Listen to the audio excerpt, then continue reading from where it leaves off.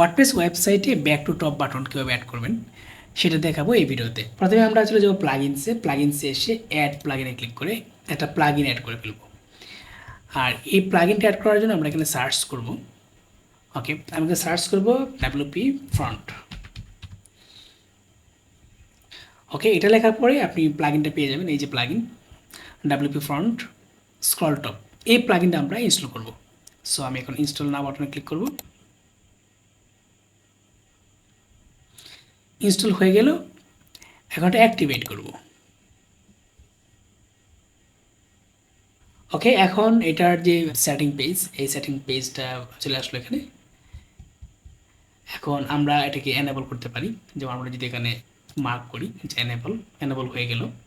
আর এখন আমরা এগুলোর সেটিংসগুলো দেখব স্টেপ বাই স্টেপ সব কয়টা।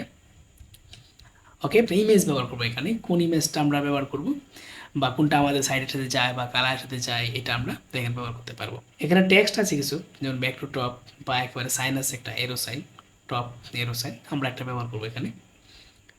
সো সাপোজ আমরা এটা ব্যবহার করব। ওকে,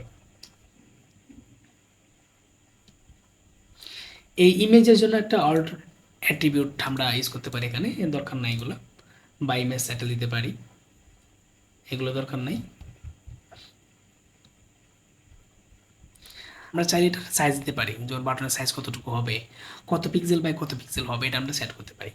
সো এটার জন্য সাপোজ 30 পিক্সেল বাই 40 পিক্সেল দিলাম। তারপর অপেসিটি হবে 80%, যেমন অপেসিটি 50% দেন তাহলে এটা ট্রান্সপারেন্ট তত বেশি হবে। সো 80% হলে এটা মোটামুটি সব টেক্সটেই বোঝা যাবে আর কি। ওকে,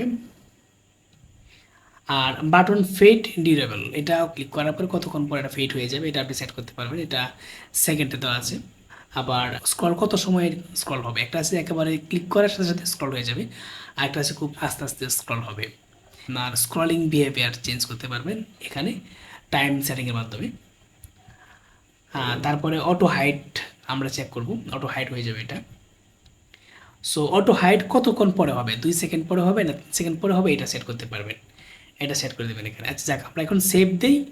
আমরা এটা চুজ করছি, এই যে ডাবল এরো সাইনটা, আপনি চাইলে এখানে যে কোনোটা চুজ করতে পারেন, চুজ করে সেভ দেবেন। আমরা এই যে ডান পাশে থাকা সেভ চেঞ্জেস বাটনে ক্লিক করব। ওকে, এটা সেভ হয়ে গেল। আমরা এখন আমাদের ওয়েবসাইটে ভিজিট করব। যাক, আমাদের ওয়েবসাইট লোড হয়ে গেল। এখন যদি আমরা স্ক্রল করি, স্ক্রল করলে আমরা আমাদের ওয়েবসাইটের ডান পাশে দেখতে পাবো যে টপ টু স্ক্রল যে বাটনটা, এটা অ্যাক্টিভ হয়ে গেছে। ওকে, এখন আমরা যদি চাই যে এটা কোন কোন পেজে আমরা ইনক্লুড করব বা কোন কোন পেজে এক্সক্লুড করব, মানে বাদ দিব, এটা আমরা এখান থেকে কন্ট্রোল করতে পারি। আমরা যদি মনে করি যে না, ইনক্লুড ইন পেজেস, কোন পেজগুলো আমরা চাই যে এই পেজগুলোতে এটা থাকুক। আর যদি মনে করি যে না, এক্সক্লুড সাম পেজেস, আমাদের সব পেজে দেখাও কিন্তু কোনো কিছু পেজ আমরা এক্সক্লুড করবো না, বাদ দিব, যে এই পেজগুলোতে এটা দরকার নাই, তাহলে আপনি এখানে চুজ করতে পারেন, চুজ করে সেভ চেঞ্জেস দিতে পারেন, সেভ হয়ে যাবে। আর যদি মনে করেন যে সব পেজ এটা দেখাক, তাহলে আপনি অল পেজে সিলেক্ট করে সেভ দেবেন। বাই ডিফল্ট এটা অল পেজে থাকে। ওকে, এভাবে আপনি আপনার একটা ওয়েবসাইটে back to top button add করতে পারেন। এরকম স্মল যে টাস্কগুলো আছে ওয়ার্ডপ্রেস ওয়েবসাইটে, এগুলো আপনি খুব সহজে প্লাগইন ব্যবহার করে ফেলতে পারেন। তবে চেষ্টা করবেন কাস্টম কোড অ্যাড করে যদি করা যায়, তাহলে আপনার ওয়েবসাইট অনেক বেশি ফাস্টার হবে। সো দেখা হবে পরবর্তী কোনো এক ভিডিওতে। ভালো থাকবেন, আল্লাহ হাফেজ।